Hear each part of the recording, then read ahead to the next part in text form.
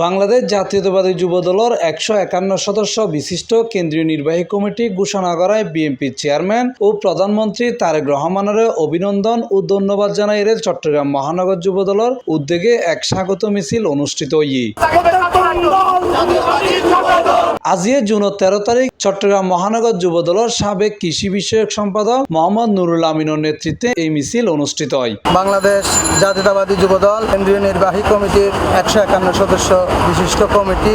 এই কমিটিতে আমাদের বাংলাদেশ জাতীয়তাবাদী যুবদলের সমগ্র বাংলাদেশের অতন্দ্র প্রহরী মুনাই মুন্না ভাইকে সভাপতি এবং নুরুল ইসলাম নয়ন এমপি ভাইকে সাধারণ সম্পাদক করে যে কমিটি ঘোষণা করেছেন, এই জন্য আমি বাংলাদেশ জাতীয়তাবাদী দলের চেয়ারপারসন বর্তমান প্রধানমন্ত্রী জনাব তারেক রহমান স্যারকে ধন্যবাদ জানাচ্ছি যে উনি যে ফ্ল্যাগের মূল্যায়ন করেছেন।